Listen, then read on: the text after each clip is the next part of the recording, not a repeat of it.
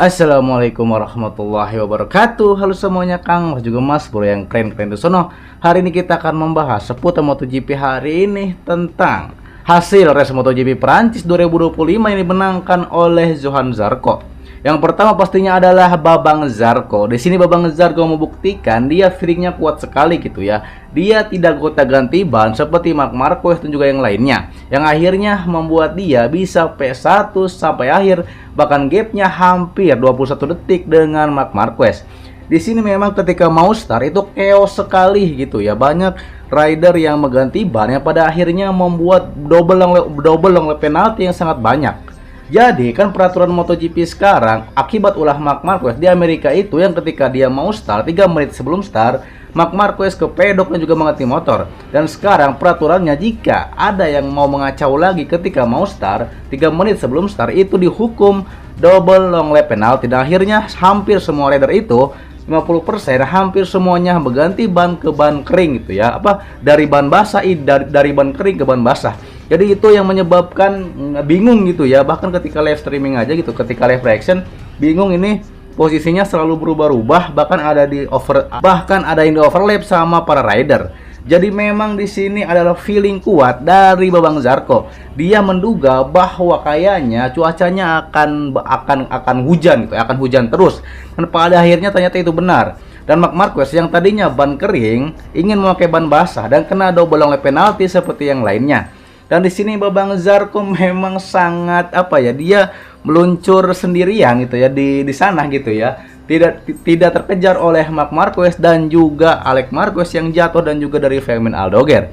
Dan di sini Babang Zarco juga ketika perayaan terlihat terharu sampai menangis juga karena dia adalah satu-satunya orang Perancis yang bisa menang lagi di GP Perancis setelah 51 tahun ataupun setelah 71 tahun 1954 gitu ya. Terakhir itu 1954 kalau nggak salah. Jadi karena kan harapan satu-satunya itu adalah Bang Zarco, kalau nggak Fabio Quartararo. Digadang-gadang Fabio yang akan podium karena Yamaha ini kan lagi gacor gitu ya. Ternyata ini di luar ekspektasi, di luar perkiraan BMKG. Babang Zarco bisa menang di race utamanya Prancis 2025 di Le Mans ini. Ini pembuktian bahwa memang Babang Zarco pantas untuk masuk podium. Otomatis race ini memang kacau balau dan juga banyak double long lap penalti dan juga banyak terjadi crash juga gitu ya. Daripada itu tidak banyak battle yang terjadi, hanya battle-battle kecil saja karena memang cuacanya ini hujan dan memang harusnya membawa pawang hujan mungkin ya. Banyak jadi race ini tuh sangat membingungkan dan juga saya juga kayak ketika double long lap penalti itu kan para rider terus berganti ya memimpin balapan. Kadang turun lagi pada akhirnya kok tanpa diduga Babang Zarco langsung aja mimpin jauh banget sama Marc Marquez gitu ya. Jadi kayak kok bisa terjadi seperti ini, saya juga bingung ya. Pada akhirnya ternyata memang yang mengganti ban itu, yang sering mengganti ban, yang ganti motor itu dikenai long lap penalti dan mereka harus lebih giat lagi untuk mengejar Babang Zarco yang di podium 1. Jadi di sini Babang Zarco diuntungkan dengan cuaca hujan dan dia feeling kuat sekali. Dia memakai ban basah dari awal. Jadi Babang Zarco ini kayaknya tidak kena double long lap penalti dan dia terus saja melesat dan tidak ada yang mengejar. Bahkan Marc Marquez saja yang posisi 2 dia tidak bisa mengejar Babang Zarco. Jadi memang Babang Zarco ini sepertinya sangat layak untuk podium 1.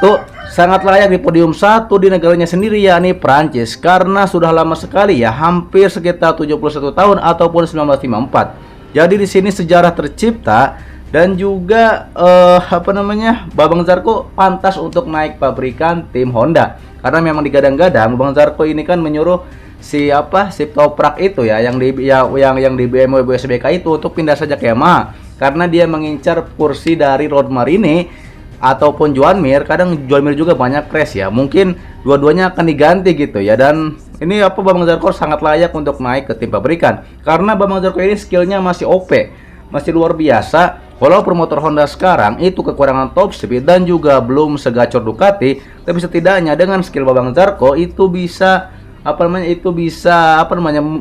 memaksimalkan potensi dari motor Honda RC200V ini. Di sini Babang Zarco juga selebrasi dengan salto gitu ya, salto muter-muter gitu ya, salto sekali dan dia terharu Dan keluarganya juga kayaknya bapak ibunya juga mendukung, sangat terharu juga, sangat tidak menyangka bahwa anaknya bisa podium 1 gitu ya di negaranya sendiri, di negara Prancis ini. Dan ini aplaus yang luar biasa ya. Ini adalah penampilan yang luar biasa dari Bambang Zarko karena feelingnya sangat kuat, yang berhasil untuk tidak tergocek sama cuaca, karena cuacanya kan kadang kering kadang basah. Karena Marc Marquez juga tergocek, Marc Marquez menduganya cuacanya akan terang dan tidak hujan, tapi ternyata feeling Bambang Zarko itu lebih kuat ya, dan akhirnya Bambang Zarko lah yang menang dalam feelingnya yang kuat untuk menerka bahwa cuacanya ini akan hujan deras, dan juga dia tetap memakai ban basah sampai menjadi podium 1 seperti itu. Yang kedua, podium 2 adalah Marc Marquez. Di sini Marc Marquez sepertinya memang biasanya Marc Marquez ini feelingnya kuat untuk menerka, untuk menduga, ataupun feelingnya kuat juga ya Marc Marquez. Tapi di sini karena Marc Marquez mungkin lagi suwe dan juga memang dia bukan anak asli Prancis, dia ada orang Spanyol, mungkin feelingnya tidak mempan di sini ya. Akhirnya memang dia juga kena double long lap penalti, seperti banyak rider Alex Marquez, Fermin Aldoguer itu kena double long lap penalti juga, yang akhirnya ketinggalan sangat jauh gapnya dengan Bambang Zarko. Jadi Marc Marquez juga memang tidak terlalu ngepush karena memang jaraknya itu sangat jauh dengan Bambang Zarko, hampir gapnya 21 detik. Dan Marc Marquez di sini memang dia tetap mempertahankan ritme balap, dan dia hati-hati agar tidak crash. Karena Marc Marquez juga belajar dari kesalahan sebelumnya ketika dia jatuh di JR Spanyol dan juga jatuh di GP Amerika. Dia belajar bahwa dia harus hati-hati. Apalagi dia sangat gacor sekarang karena dia memakai sasis baru yang dia uji di tes JRS, dan ini hasilnya gitu ya.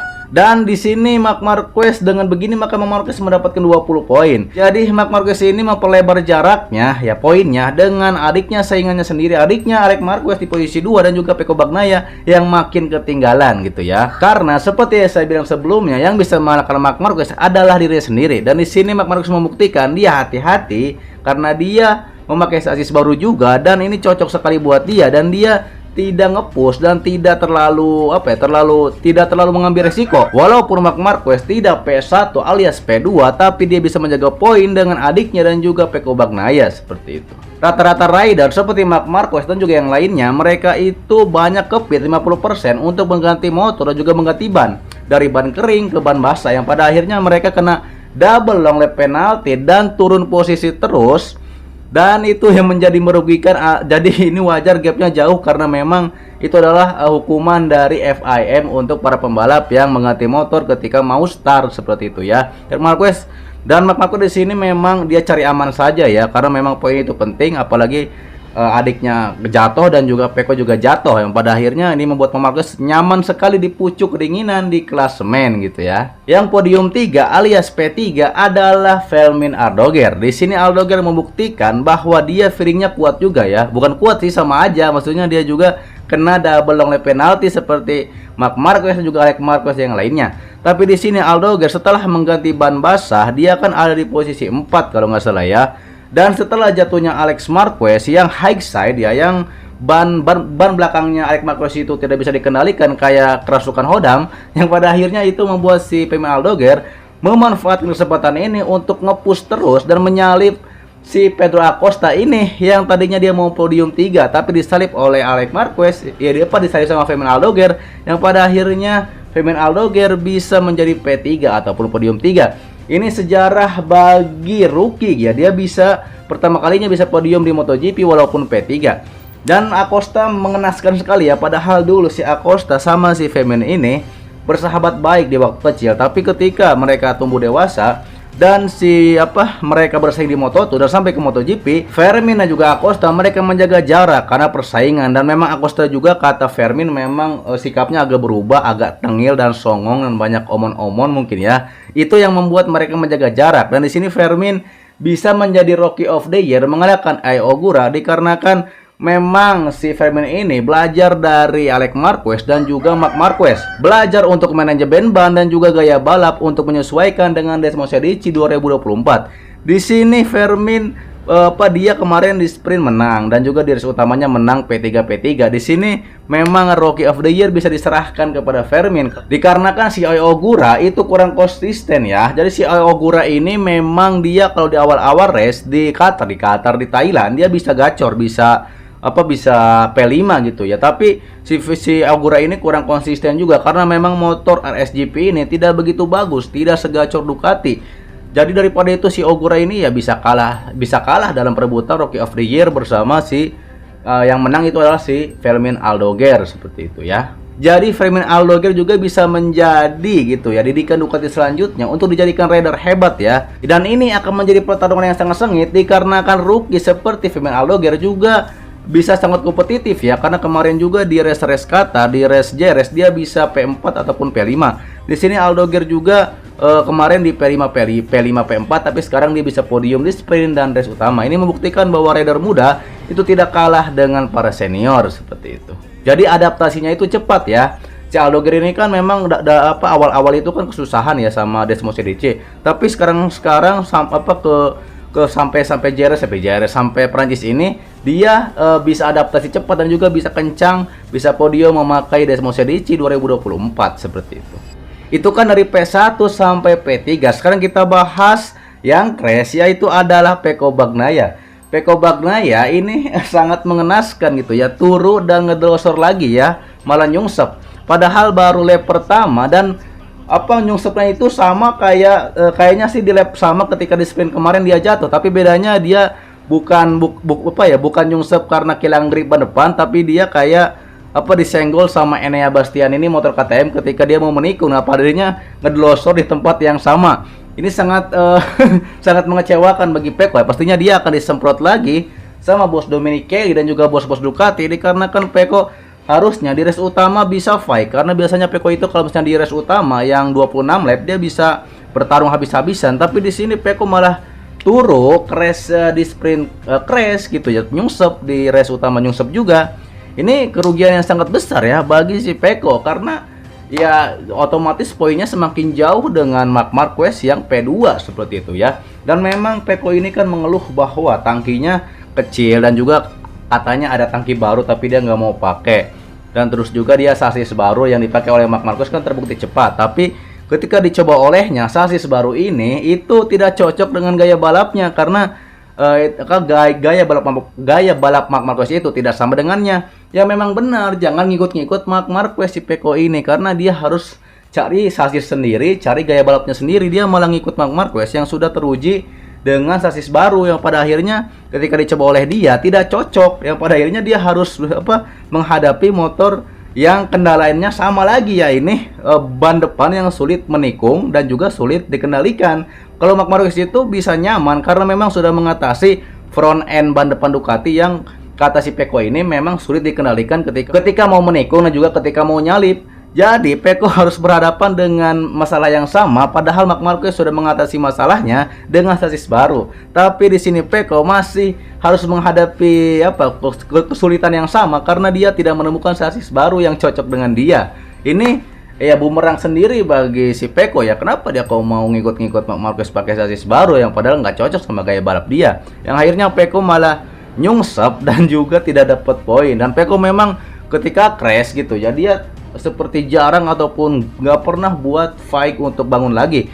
Ini si Pecco bangun ya, maksudnya dia rejoin, dia ini ikut balapan lagi, tapi posisinya posisi 16 gitu ya, sama aja nggak dapat poin. Jadi walaupun Pecco ini fight, dia bangun lagi untuk meneruskan balapan, tapi nggak sehebat Marc Marquez ya. Kalau Marc Marquez kan misalnya jatuh, motor rusak, tapi dia bisa fight terus, bisa dapat poin 4. Tapi kalau Pecco dia malah fight juga gitu ya, dia bangun juga nerusin balapan, tapi kayak nggak niat gitu ya. Pada akhirnya nggak dapat poin sama sekali gitu ya. Dia harusnya memanfaatkan kacaunya balapan ini, tapi dia malah jatuh dan Pecco pastinya dalam sadar tidak sadar dia pastinya tertekan dengan bos Ducati dari Marc Marquez. Dia pastinya mungkin tahun depan akan dipertimbangkan untuk didepak mungkin atau masih bertahan di Ducati. Kita lihat saja nanti, oke? Selanjutnya yang crash adalah Fabio Quartararo. Jadi ketika Bang Taro mau balapan warm up lap, dia malah tergelincir karena bannya kering yang harusnya dipakainya basah, yang pada akhirnya Bang Taro juga ganti ban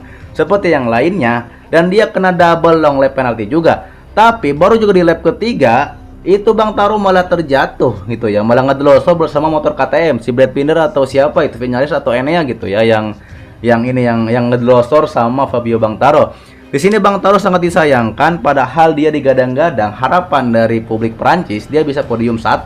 Tapi ternyata yang menggantikan dia adalah Babang Zarco di podium 1 karena Fabio yang diharapkan bersama Yamaha-nya bisa gacor. Karena di sprint race kemarin itu Bang Taro kalah dikarenakan memang ban belakang dia itu keausan. Jadi ban belakang Yamaha ini tidak cocok dengan ban Michelin yang ternyata dipakai sama Yamaha ini gampang aus. Terlihat memang Yamaha ini kalah sama trio Ducati, digebukin sama Marc Marquez, Alex Marquez juga Fermin Aldoger. Tapi itu juga karena bannya keausan. Itu juga sudah bagus ya Bang Taro bisa fight sama 3 Ducati itu walaupun dia kalah. Itu karena memang keausan ban juga gitu ya. Pada akhirnya Bang Taro tidak bisa memaksimalkan skill yang dia punya dikarenakan memang bannya sudah aus dan sudah botak seperti itu. Dan Bang Taro juga sebenarnya rider hebat ya, rider top, tapi cuma memang dia motornya aja bapuk ya, motornya aja jelek. Daripada itu kalau misalnya Bang Taro memakai motor Ducati seperti si Fermin Aldoger walaupun hitam setelit, bisa saja si Bang Taro ini bisa nyaingin Marc Marquez. Tapi karena memakai inline 4 yang memang sepertinya kurang kompetitif, Bang Taro bisa menutupi itu dengan skillnya. Tapi karena memang inline 4 ini memang kurang bagus dan juga motor bannya aus, dan memang skill Bang Taro itu tidak bisa maksimal karena motornya bapuk gitu ya. Dan itu harus diterima oleh Bang Taro. Kemarin P4 sekarang nggak dapat poin, sayang sekali ya Bang Taro ya. Dan semoga saja nanti Bang Taro bisa lebih maksimal lagi ya di race berikutnya, mungkin dengan peningkatan mesin M1 ataupun nanti akan beralih ke mesin V4 yang lebih kencang dan juga lebih bertenaga. Karena inline 4 ini sepertinya kurang bertenaga ketika tikungan high speed gitu. Ketika tikungan cepat, motor Yamaha ini M1 ini sepertinya kurang begitu gacor ya. Jadi Yamaha kalau misalnya tidak memakai mesin V4 akan digebugin terus sama pihak Ducati. Jadi harus improve dan juga harus berkembang gitu ya Yamaha agar bisa kompetitif seperti dulu gitu ya, seperti itu. Selanjutnya kita bahas Alex Marquez. Di sini Alex Marquez sangat disayangkan. Dia juga seperti kakaknya Marc Marquez yang terkena double long lap penalty. Tapi Alex Marquez dia bisa terus mepet kakaknya, gapnya hanya 2 detik ataupun 3 detik dekat kakaknya ya. Kan pertama Johan Zarco gapnya 20 detik sama Marc Marquez gapnya cuma 3 detik sama Alex Marquez. Tapi di sini Alex Marquez ketika mau 22 lap atau berapa gitu, dia malah crash ya. Pertama dia crash juga tuh, crashnya itu kehilangan grip ban depan gitu ya, low side. Dan ini race kedua dia malah high side ya. Jadi motornya itu ngamuk ya, ban belakangnya itu ngamuk yang pada akhirnya melempar Alex Marquez ke gravel ataupun ke aspal. Itu yang disayangkan karena Alex Marquez harusnya kalau dia bisa P3 ya, dia bisa saja menjaga poin dengan kakaknya. Tapi karena dia itu ngedelosor ya, ngamuk motornya kerasukan hodang yang pada akhirnya P3 diambil alih oleh Fermin Aldoger. Aldoger juga memanfaatkan situasi ketika Alex Marquez ini terjatuh, dia langsung saja nge-push walaupun dia bisa nyalip si Acosta dan juga bisa merebut P3. Alex Marquez harus lebih berhati-hati lagi. Kayaknya Alex Marquez ini mungkin kayak terlalu nge-push juga ya. Terlalu maksa juga kayaknya ya Alex Marquez ini terlalu nge-push yang pada akhirnya menyebabkan dia high side ya, seperti itu. Seharusnya Alex Marquez bisa lebih tenang, lebih lebih tenang untuk bisa menjaga ritme balap agar terus bisa bersama kakaknya seperti itu. Tapi di sini Alex Marquez membuat kesalahan bahkan 2 kali crash gitu ya. Yang terakhir high side dan itu sangat merugikan bagi Alex Marquez. Dan tapi Alex Marquez juga dengan begini ya masih aman juga ya, karena kan si Pecco juga saingannya nomor 3 itu ya. Itu si Pecco juga malah ngedelosor. Jadi di sini otomatis yang agak jauh itu Marc Marquez poinnya. Sedangkan kalau misalnya Alex Marquez masih bisa ngejar kakaknya karena si Pecco juga ini malah ngedelosor juga. Pada akhirnya mereka sama-sama ngedelosor gitu. Jadi ya adil seperti itu ya. Karena biasanya Alex Marquez ini menjadi Mr. P2, tapi di sini untuk P3 bisa saja P3 tapi malah ngedelosor, dan ini sangat disayangkan. Dan semoga saja Alex Marquez nanti bersama kakaknya bisa kompetitif lagi di sirkuit berikutnya, yakni di Silverstone di Inggris seperti itu. Tadi itu adalah P1 sampai P3 dan juga yang crash, dan kita bahas selengkapnya the rider yang lainnya di data MotoGP selengkapnya. Oke, tadi kita bahas posisi 1 ya, ini Babang Zarco ya, sampai posisi ketiga ya ini Fermin Aldoger. Sedangkan posisi keempat adalah di sini Pedro Acosta. Acosta memang di sini dia kalah dari sahabatnya sendiri, yakni Fermin Aldoger. Acosta memang kayaknya dia kayak kurang fokus ya. Dia terlalu ngepush dan juga kayaknya dia lagi lagi bingung ya, lagi bingung dia mau ke tim mana dan juga KTM lagi bangkrut. Jadi dia kayak kurang fokus untuk balapan. Akhirnya dia disalip oleh Fermin Aldoger. Padahal Acosta ini dikirain mau podium tapi malah disalip oleh Fermin Aldoger ketika mau lap-lap terakhir. Dan memang Acosta ini banyak omon-omon dan juga dia harus lebih belajar lagi seperti Fermin Aldoger yang humble dan juga tidak banyak say war seperti itu ya. Kelima ini adalah Maverick Viñales. Di sini Viñales dia posisi 5 ya. Dia disalip, dia sempat battle juga sama Acosta tapi kalah sama Acosta. Dan memang Viñales ini kadang bisa masuk podium, itu juga masuk podium juga kena penalti ya di Qatar. Tapi di sini Viñales lumayan lah dia masuk ke 5 besar karena dia motor yang dia pakai sama Acosta itu adalah motor yang dikembangkan sepenuhnya oleh KTM. Karena yang tidak dikembangkan ataupun motor yang dua lagi Brad Binder sama Enea itu kurang bagus. Sedangkan motor yang paling gacor yang dikembangkan sama KTM adalah motor Acosta dan juga motor Viñales. Tapi di sini Viñales kalah sama Acosta seperti itu. Yang keenam di sini adalah Takaki Nakagami. Tumben itu ya, karena memang mungkin Takaki Nakagami ini memakai ban basah dari awal kayaknya ya, karena dia biasanya tumben ya. Soalnya kan ini test ridernya Honda, Takaki Nakagami, Bang Taka, dan dia biasanya di posisi 20 malah ada di posisi 6. Ini luar biasa ya untuk seorang rider pengembangan, karena memang diuntungkan dengan para rider yang mengganti ban dan juga kena double long lap penalty yang membuat si Taka ini bisa masuk ke posisi 6.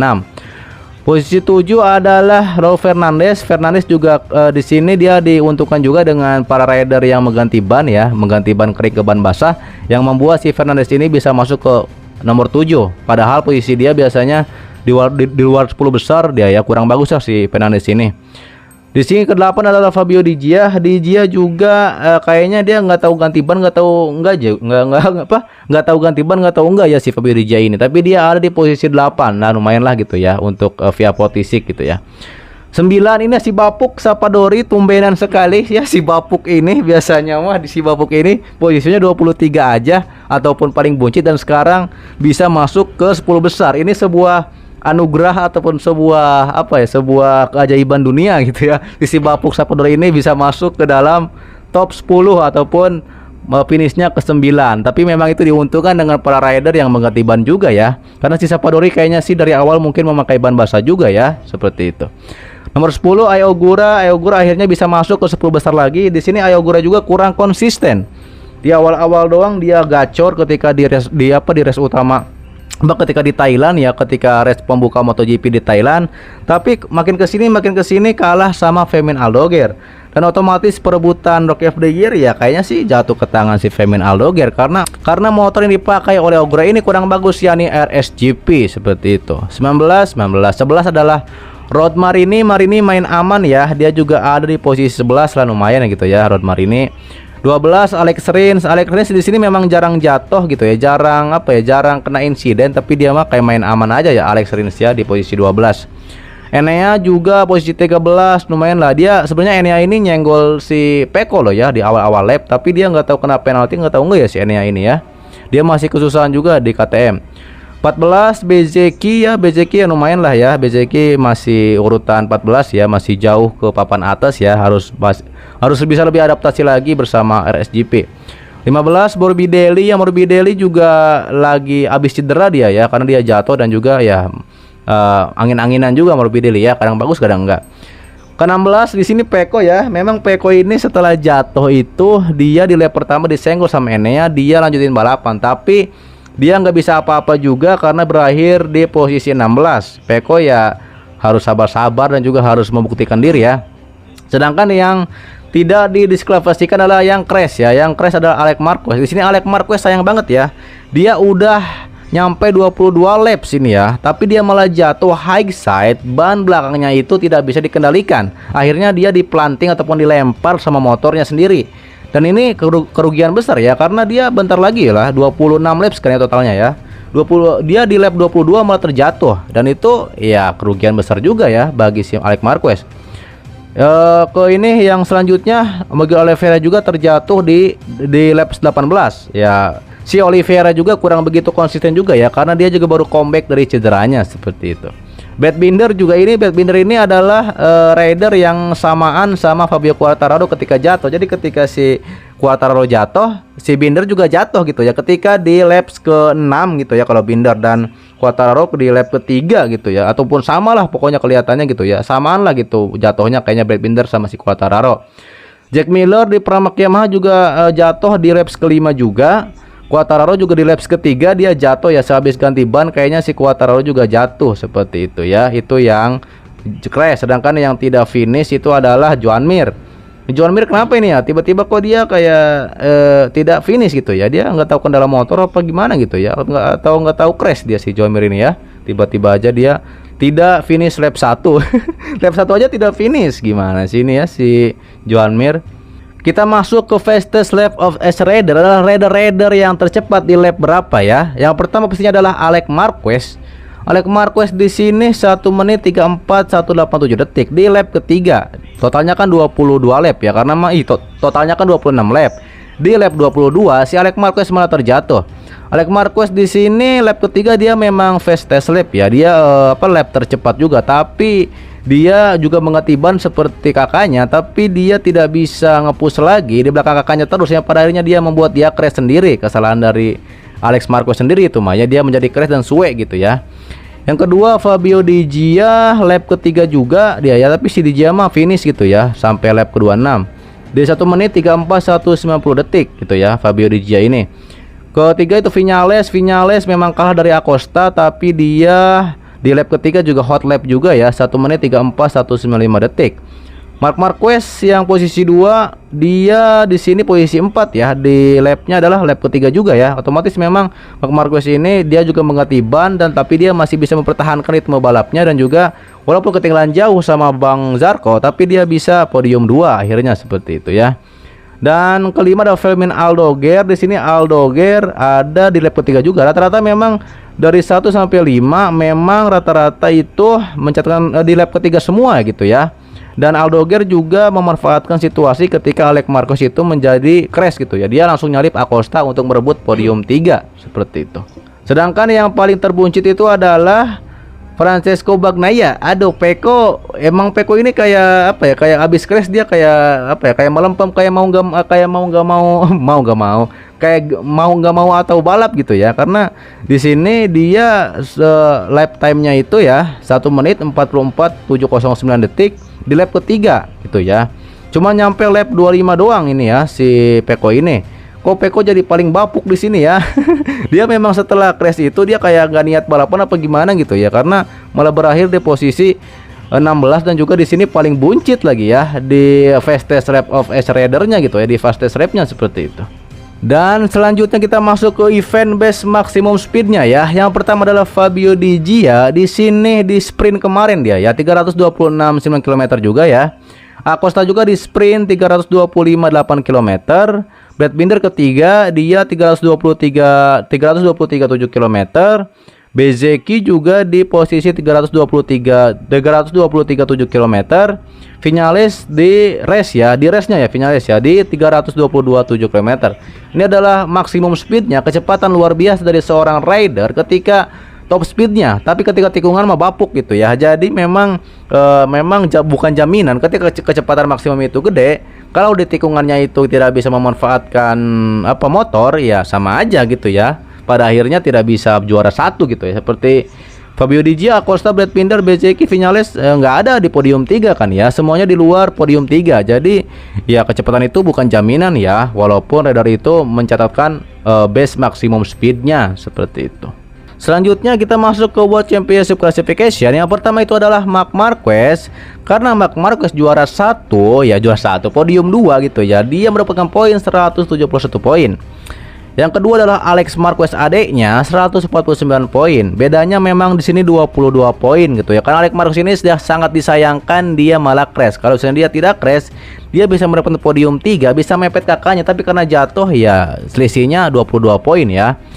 Peko ini 120 poin di apa namanya, gapnya antara si Peko kan jatuh ya, dia di sprint jatuh, di race utama jatuh, jadi dia nggak nambah poin sama sekali.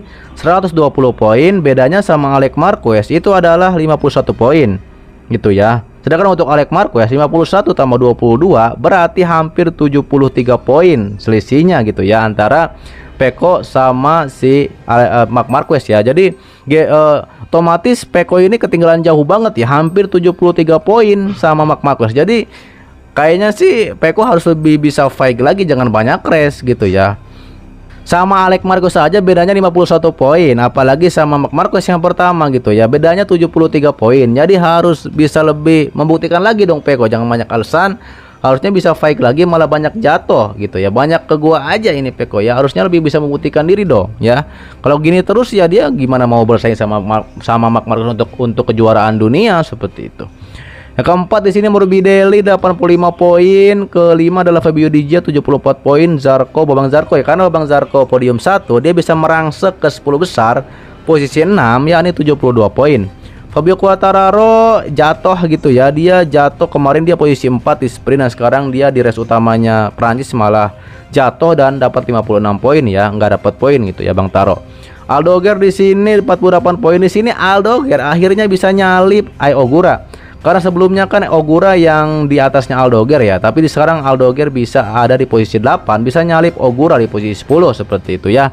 Memang Rookie of the Year ini bisa jatuh ke tangannya si Aldoger. 9 Acosta 46 poin gitu ya. Terus Ogura di sini juga disalip ya, sekitar 43 poin Ogura gitu ya. 11 Vinales 40 poin, BZK 38 poin posisi 12, 13 Marini 37 poin, 14 Binder 32 poin, 15 Enea Bastian ini 31 poin, 16 Alex Rin 23 poin, Jack Miller 19 poin, Raul Fernandez 15 poin, tuh Joan Mir 12 poin, Nakagami 10 poin. Lumayan Nakagami ya, dia dapat durian runtuh nih gara-gara para rider ganti ban, dia dapat 10 poin gitu ya, jarang-jarang gitu ya. Si Sapadori si Bapuk juga akhirnya bisa poin juga ya, 8 poin, dia lumayan gitu ya. Biasanya mah barisan belakang mulu gitu ya, nggak diajak. Ini sekarang dia untung besar gara-gara banyak rider yang jatuh dan juga banyak ganti ban. Dia ada di posisi 21, dapat poin 8 ya, lumayan lah, nggak terlalu telur amat gitu ya. Di sini Mas Augusto Fernandez ya, 3 poin. 23 Oliveira 2 poin karena baru kambing dari cedera malah jatuh juga si Oliveira. Chandra ini Sophia Chandra si Bapuk yang biasanya nemenin si Sapadori cedera ya, 0 telur 0 poin. Espargaro 0 poin. Emang itu Mates Rider ya seperti Nakagami. Martinator Jorge Martin posisi 26 0 poin karena memang lagi cedera seperti itu ya.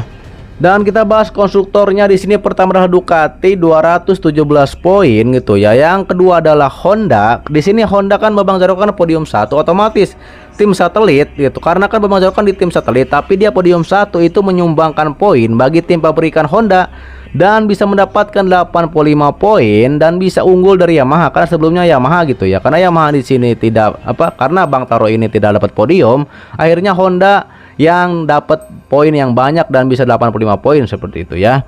KTM 76 poin, Yamaha di sini tadinya kan posisi 2 nih Yamaha ya. Dia bisa turun ke posisi 4 gara-gara memang ridernya banyak jatuh ya. Fabio Quartararo terus Miguel Oliveira akhirnya nggak dapat poin dan boro-boro mau nyumbang buat tim pabrikannya ya. Akhirnya berada di posisi 4. Tadinya di posisi 2 ini Yamaha gitu ya. Kelima Aprilia, paling bapuk ya Aprilia pabrikannya karena memang para ridernya nggak ada yang podium juga gitu ya. Pertama Ducati Lenovo timnya itu Ducati Lenovo Team, Marc Marquez sama Pecco paling pastinya gitu ya, 291 poin. Kedua adalah ini Alex Marquez, Gresini ya. Yang kedua Gresini Racing, Alex Marquez 157 poin. Terus juga Via 46 159 poin. Bang Taro Mazda Energi Yamaha Team 79 poin, Red Bull KTM Factory Racing 78 poin, LCR Honda 72 poin, Tech 3 Red Bull KTM 71 poin, Tecos MotoGP 58 poin, Honda RC Castrol 49 poin, terus Aprilia Racing 46 poin, Primola Pramac Yamaha MotoGP 24 poin. Otomatis memang yang paling buncit, yang paling bapuk adalah Prima Pramac Yamaha. Dikarenakan memang tidak ada ridernya yang bisa kompetitif gitu ya. Jack Miller ya gitu, kurang konsisten, pengembangan doang gitu ya, pengalaman. Sedangkan rekan setimnya Miguel Oliveira, dia cedera juga dan juga baru comeback udah terjatuh. Otomatis memang ridernya nggak ada yang kompetitif seperti itu. Dan itu adalah data MotoGP selengkapnya tentang semua rider dan juga tentang klasemen. Di sini memang otomatis Marc Marquez memimpin agak jauh dengan Pecco Bagnaia, dan juga Alex Marquez gapnya masih lumayan lah gitu ya. Daripada itu si Pecco ini ya posisi 3, harusnya dia bisa lebih kompetitif lagi, jangan banyak ngeluh. Harusnya dia lebih bisa membuktikan dirinya, karena jika dia katanya kan dia ini kata banyak fans kan, fansnya Pecco, bahwa Pecco akan gacor di Inggris di Eropa, tapi buktinya mana gitu ya, masih belum kelihatan.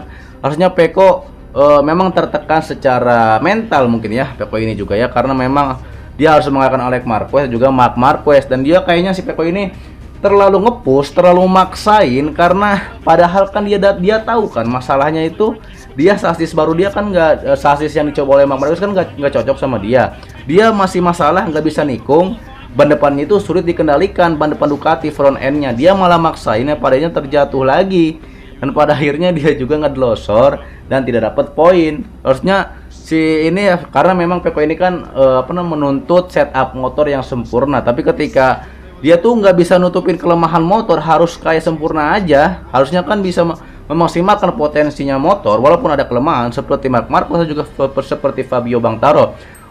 Walaupun dia tahu bannya keausan, ban Yamaha, dan juga memang motor M1 itu tidak segacor Ducati, tapi dia bisa memaksimalkan itu, dan dia bisa podium 2 ya waktu itu. Dan di sini Pecco malah dia 2 kali balapan, 2 kali crash, dan itu merugikan dia. Harusnya Pecco bisa lebih membuktikan dirinya nanti gitu ya, bersaing dengan Alex Marquez dan juga Marc Marquez, karena otomatis persaingan ini semakin ketat. Kalau misalnya Pecco nggak bisa unjuk gigi, nggak bisa fighting untuk poin kejuaraan, dia akan tertinggal semakin jauh dengan Marc Marquez.